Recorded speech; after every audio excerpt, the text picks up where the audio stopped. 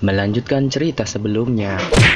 Gulir perak perlahan mengambang di udara setelah ledakan gila tadi. Namun, masih ada cahaya petir yang berkedip di sana. Mata Xiaoyan melayang di atasnya saat dia memberi isyarat dengan tangannya. Gulungan itu perlahan turun. Ketika gulungan itu jatuh, dogi di tubuh Xiaoyan melonjak dan api teratai hati berubah menjadi api yang melilit tubuhnya. Gulungan itu tidak menunjukkan tanda-tanda yang aneh di hadapan Xiaoyan yang bersenjata lengkap kali ini. Xiaoyan menghela napas lega setelah melihat tidak ada perubahan aneh yang terjadi dalam gulungan itu. Tatapannya melesat di gulungan itu dan beberapa kata besar yang dibentuk oleh cahaya petir muncul di hadapannya. Tubuh 3000 petir ilusi, harta paling berharga dari pavilion petir angin. Itu dikabarkan sebagai teknik Do diturunkan dari zaman kuno tingkat tinggi. Kalimat pendek dalam gulungan itu menyebabkan badai kegembiraan mengaduk dalam hati Xiaoyan. Tidak terduga bahwa pavilion petir angin benar-benar memiliki harta karun seperti itu. Tidak heran mereka sangat kuat. Selama seseorang berhasil mempraktikannya, seorang doujun akan setara dengan 2 doujun. Ketika berkelahi dengan orang lain, itu akan menjadi 2 lawan 1. Mata Xiaoyan menjadi panas saat tatapannya dengan cepat bergeser. Di balik deretan kata-kata petir ini, ada beberapa kata yang lebih redup. Jelas, ini telah ditambahkan oleh orang lain. Tubuh 3000 petir ilusi mungkin menakutkan, tapi itu sulit untuk digunakan. Salah satu syaratnya adalah seseorang harus menguasai gerakan 3000 petir hingga level tertinggi. Gerakan 3000 petir. Xiaoyan tanpa sadar menghirup napas dalam-dalam ketika dia membaca sampai titik ini. Dia akhirnya mengerti alasan Chen yang sangat terkejut ketika dia melihat Xiaoyan menggunakan gerakan 3000 petir. Namun, ketika Xiaoyan membuka baris selanjutnya dalam gulungan itu, dia langsung terkejut. Kewaspadaan muncul di wajahnya ketika banyak cahaya petir yang ditembakkan ke segala arah dari gulungan itu. Namun, dia tahu bahwa ini bukan sambaran petir yang asli, tetapi itu kekuatan spiritual dari benda-benda yang telah tertinggal di dalam gulungan itu. Ini menyebabkan dia merasa lega.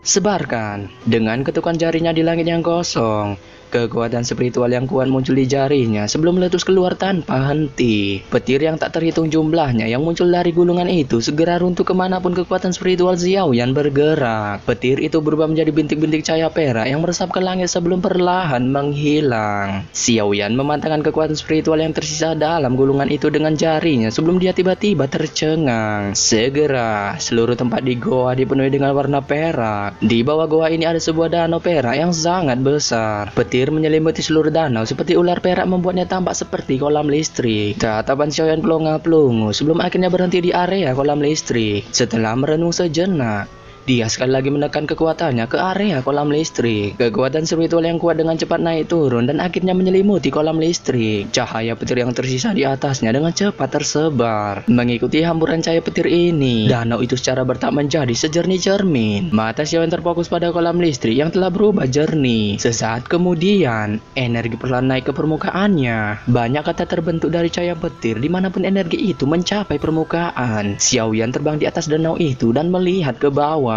Dia secara kebetulan dapat dengan jelas membaca kata-kata ini yang terbuat dari petir. Kegembiraan melonjak di matanya. Dia memfokuskan pikirannya ketika matanya dengan hati-hati melihat kata-kata itu dan dengan kuat mengingatnya di dalam hatinya. Tidak banyak kata yang terbentuk dari petir di permukaan danau itu. Setelah sekitar 20 menit, Xiaoyan berhasil mengingat semua kata-kata itu. Namun, ketika Xiaoyan mulai mengatur dan mempraktikannya di dalam hatinya, dia akhirnya kebingungan.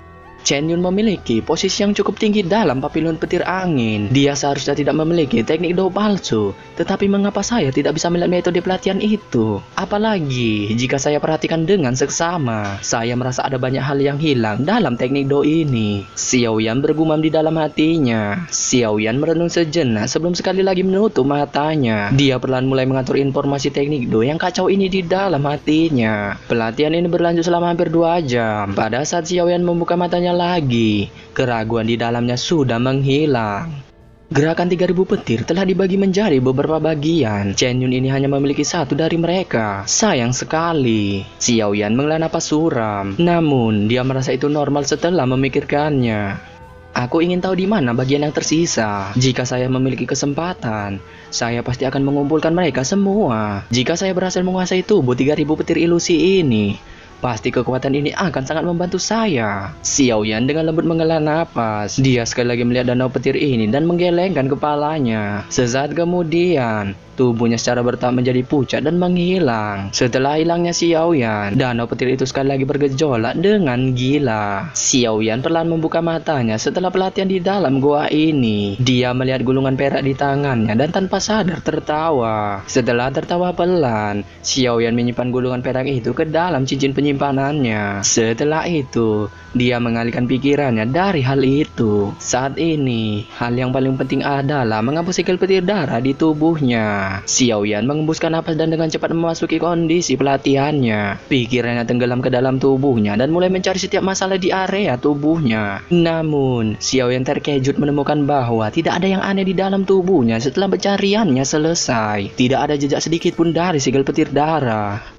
Mustahil tidak ada. Waktu itu, saya menyaksikan benda itu memasuki tubuh saya. Xiao Yan bergumam. Sebuah pikiran melintas di hatinya dan api teratai hati mengikuti nadinya dan perlahan-lahan diedarkan. Akhirnya, itu meletus dan menyebar ke seluruh bagian tubuhnya. Nyala api membakar dengan ganas di dalam tubuhnya. Beberapa saat kemudian, Xiao Yan akhirnya merasakan suatu perasaan yang aneh. Pikirannya bergerak dan muncul di tempat di mana perasaan yang aneh itu berasal. Tempat di mana perasaan yang aneh itu berasal adalah tempat yang jarang disentuhnya. Namun, itu masih ditemukan dengan pencarian penuh yang dilakukan oleh api teratai hati. Pada saat ini, ada jejak perak kecil di pembuluh darahnya.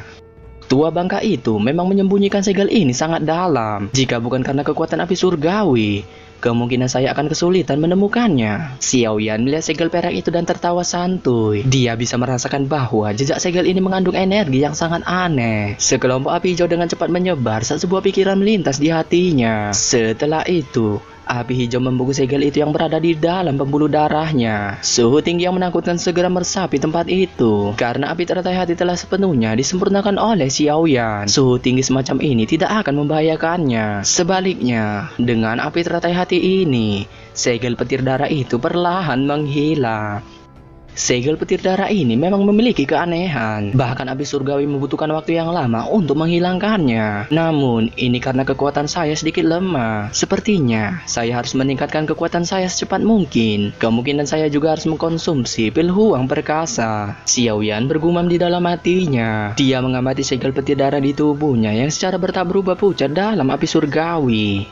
Setelah aku melepaskan segel petir darah ini, aku akan menemukan tempat yang aman untuk mengkonsumsi pil obat dan meningkatkan kekuatanku dalam upaya untuk dengan cepat menerobos ke kelas Douzong. Kekuatan Da Huang masih sedikit lemah untuk menjelajah wilayah dataran tengah. Xiao Yan mengambil keputusan ini dan segera memusatkan perhatiannya pada api surgawi untuk dengan cepat menghancurkan segel petir darah. Perbaikan ini berlanjut selama 3 jam sebelum segel petir darah berubah menjadi sekelompok kabut darah yang akhirnya menguap dan menghilang di bawah nyala api. Xiao Yan perlahan membuka matanya ketika segel petir darah benar-benar menghilang. Dia menghela napas lega dan berkata, "Aku akhirnya menyelesaikan semua ini. Sekarang, saatnya bagiku untuk pergi."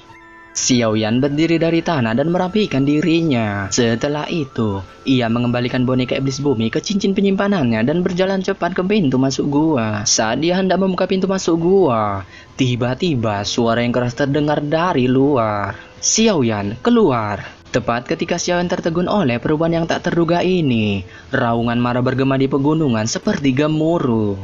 "Chen Yun, dia benar-benar mengejarku sampai ke tempat ini." Ekspresi Xiao Yan langsung menjadi suram ketika dia mendengar raungan marah dari luar gua. Xiao Yan menarik napas dalam-dalam. Ekspresi kejam juga muncul di matanya. Di sisi lain, ekspresi Chen Yun di luar goa sedikit suram pada saat ini. Dia merasakan bahwa koneksinya dengan segel petir darah sedang melemah dalam perjalanan ke sini, terutama ketika dia baru saja memasuki daerah di sekitar pegunungan. Koneksi itu benar-benar terputus pada saat ini. Karenanya, dia hanya bisa mengandalkan rute yang ditunjukkan oleh koneksi kecil sebelumnya untuk mencari Xiao Yan.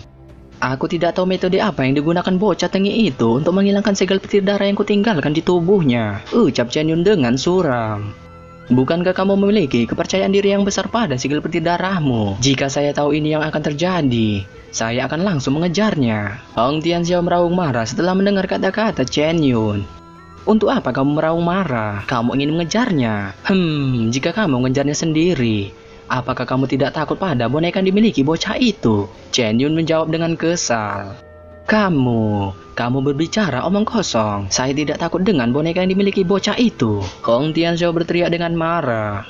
Setelah kita menemukannya, kamu dapat pergi dan baku hantam dengan boneka itu. Chen Yun tertawa ganas. Dia segera melambaikan tangannya dan suara yang dalam terdengar. Kalian semua harus turun dan mencari bocah itu di semua tempat. Bocah itu pasti masih di pegunungan ini. Saya tidak percaya bahwa dia bisa melarikan diri di bawah mata kepala saya. 12 ahli di langit terkejut sejenak setelah mendengar perintah Chen Yun sebelum mereka mengalihkan pandangan mereka ke arah Hong Tianxiao. Mereka adalah orang-orang yang diundang oleh klan Hong. Tentu saja, mereka perlu mendengar perintah dari Hong Tianxiao. Lakukan seperti yang dia katakan. Hong Tianxiao mengayunkan lengan bajunya dan memerintahkan. Dimengerti. 12 ahli yang diundang dari klan Hong akhirnya menangkupkan tangan mereka dan menyebar setelah mendengar perintah dari Hong Tianxiao. Mereka perlahan turun dan mulai menyusuri pegunungan. Sementara itu, dua sosok manusia diam-diam melintas dan muncul di dalam hutan di belakang kelompok Hong Tianxiao saat mereka mencari Xiaoyan. Di antara dua sosok manusia itu secara mengejutkan adalah Han Sui. Di sampingnya adalah seorang pria tua berpakaian putih.